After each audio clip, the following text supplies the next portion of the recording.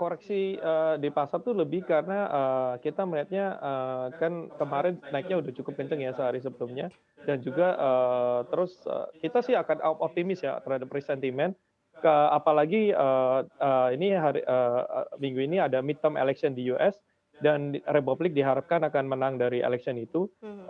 dan menurut histori selama 19 cycle ke belakang, setiap kali habis midterm election biasanya risk sentiment akan improving. So kita melihatnya malah dari pasar, bahwa ini, good time to buy atau good time to collect some, some risk in our portfolio gitu, kalau lihat momentumnya ya. Oke, kalau dari Bu Afi melihatnya seperti apa nih? Kalau misalnya Mhm. dikatakan Indonesia memang benar-benar akan lolos dari yang namanya Resesi, resesi iya gitu, ini iya. seperti apa? Ya, saya melihatnya gini, ke depan itu kita memang akan jauh dari resesi, hanya mungkin terjadi perlambatan, sedikit perlambatan dari pertumbuhan ekonomi. Tetapi saya masih tetap optimis. Kenapa? Karena satu adalah konsumsi masyarakat hampir lebih 65% itu kelas atas dan menengah atas itu yang tidak terkena dampak terhadap resesi ya. Terus yang kedua juga kalau kita lihat walaupun tahun depan itu PDB dari sisi APBN itu kembali ke 3%, tapi pemerintah kita harapkan juga menjadi motor penggerak ke depan ya. Dan Bank Indonesia juga sekarang mengharapkan konsumsi tumbuh dengan adanya uang muka yang 0% gitu. Jadi artinya bahwa konsumsi masih akan menjadi pendorong di tahun 2023. Nah, memang yang harus hati-hati terhadap ekspor karena sekarang pertumbuhan importnya sudah lebih tinggi daripada pertumbuhan ekspor kan gitu. Nah, yang kedua adalah tadi lagi-lagi harga komoditas itu yang PR-nya di tahun depan supaya nilai tukar itu tetap bisa kita jaga di 2023 ya. Nah, jadi saya tidak khawatir dengan demand side gitu, tetapi yang memang kita khawatirkan adalah bagaimana pemerintah ini bisa memacu insentif agar memang pertumbuhan walaupun melambat itu tetap bisa didorong gitu. Nah, kemudian yang ketiga adalah kan Amerika ini dengan Eropa pasti akan mengalami resesi ya, paling tidak sudah kelihatan. Nah, itu berarti demand terhadap Cina itu akan mengalami penurunan kan. Nah, kalau Cina turun, otomatis Indonesia punya hubungan ekspor impor dengan China. Berarti Indonesia harus mulai memikirkan mencari market baru supaya itu juga mendorong nilai tukar dan cadangan devisa kita gitu. Oke, kalau dari Pak Roni sendiri melihatnya seperti apa sih side dari para investor saat ini khususnya pilihan aset begitu ya Pak? Apakah sudah ada pilihan aset alokasi yang mungkin jauh lebih agresif untuk dipilih oleh investor karena sudah semakin lebih percaya diri atau seperti apa Pak Roni? Ya, terima kasih Maria. Jadi memang kalau kita melihat, para investor asing itu sekarang wait and see ya, makanya mereka sudah underweight dari awal Januari, udah underweight Indonesia, tetapi mereka sekarang wait and see and ready to come in anytime gitu. Jadi kemarin dari beberapa pembincangan kami dengan offshore investor, mereka melihat menunggu stabilitas dari rupiah itu sendiri.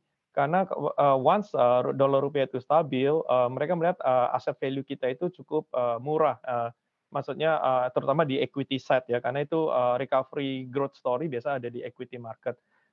Dan, mengenai kapan, rupiah itu bisa stabil, kita melihatnya itu, ini kan, penguatan dolar itu karena ada interest rate cycle ya, karena di Fed itu melakukan unprecedented hike yang cukup cepat, secara histori ya 75 basis 4 kali, terakhir kali itu kan, yang nggak pernah kejadian selama 30 tahun terakhir. Nah, kita melihat tapi yang cukup, menarik adalah kenaikan suku bunga dari US sendiri itu sudah dekat di akhir, karena sekarang market udah talking about what is the terminal rate dari Fed itu sendiri. Sehingga kita bisa melihat bahwa kemungkinan penguatan dolar ke depan itu tidak akan sekencang 6 bulan yang lalu. Makanya, ada certain level yang market lihat, sekarang mungkin 15.8, 15.9 itu mungkin sudah agak topis ya untuk Rp2 gitu, karena lebih dari itu pasti pemerintah akan bikin kebijakan untuk, membantu penguatan dolar sendiri, stabilisasi dari mata uang, lokal kita sendiri. Mhm, kalau dari Banyak Bu yang bisa dilakukan sih ya. mhm. Heeh. Oke, kalau Bu Afi melihatnya Mhm. seperti apa? Sekarang lebih kepada stance-nya, Bank Indonesia nih, akan Iya, digunakan atau tidak untuk kembali lagi suku bunga ataukah iya. sebenarnya sudah cukup dengan kenaikan yang cukup masif lah Iya, kemarin-kemarin ini? kalau melihat dari US tadi sudah semakin menurunkan ya, Mhm, paling tidak tuh kenaikannya sudah mau selesai. Pastinya Bank Indonesia akan menyesuaikan ya, karena tadi dikatakan bahwa rupiah kita akan tetap dijaga. Karena mhm. biar bagaimanapun ini akan berpengaruh terhadap dunia usaha, Yes, akan ya. berpengaruh terhadap hutang daripada dunia usaha gitu. Sehingga pada level tertentu pasti Bank Indonesia akan menjaga. Cuman kan menjaga nggak bisa terus-menerus, maka harus ada policy-policy lain yang digunakan agar bisa memang meningkatkan dari cadangan devisa kita gitu. Karena itu juga menentukan tadi investor masuk atau tidak. Karena mereka akan melihat bahwa kalau pelemahan kita itu tidak terlalu besar dibandingkan negara lain, orang pasti akan memilih kita gitu ya.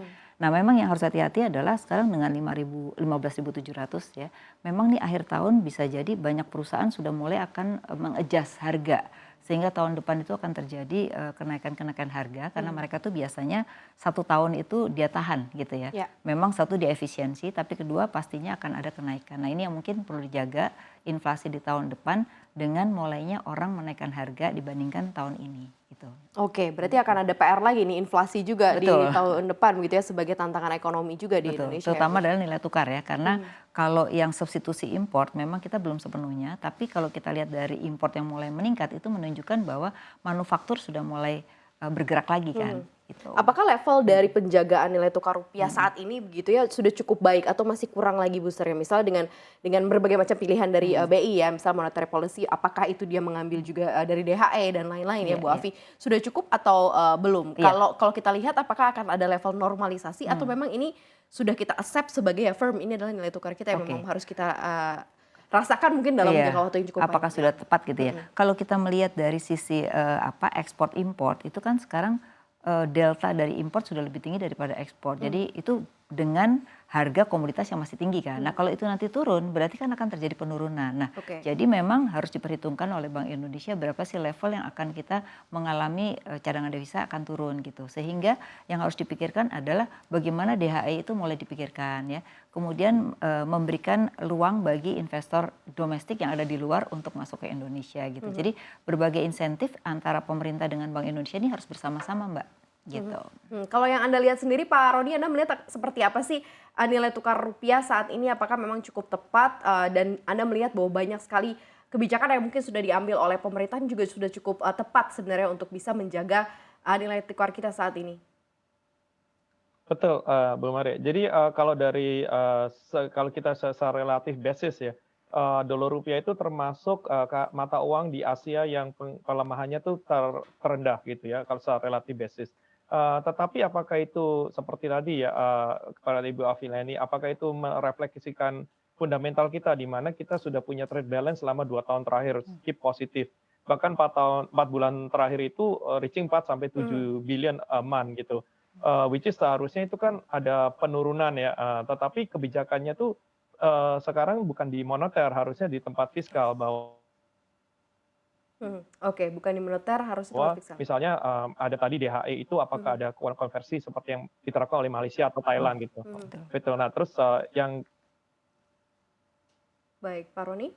kedua kita juga melihatnya mungkin diperlukan halo. Ya silakan lanjut Pak Roni, Halo? silakan lanjut. Ya, jadi kita melihatnya jadi kebijakan-kebijakan pemerintah itu perlu untuk perlu diperlukan lagi perubahan supaya membantu penguatan rupiah itu sendiri.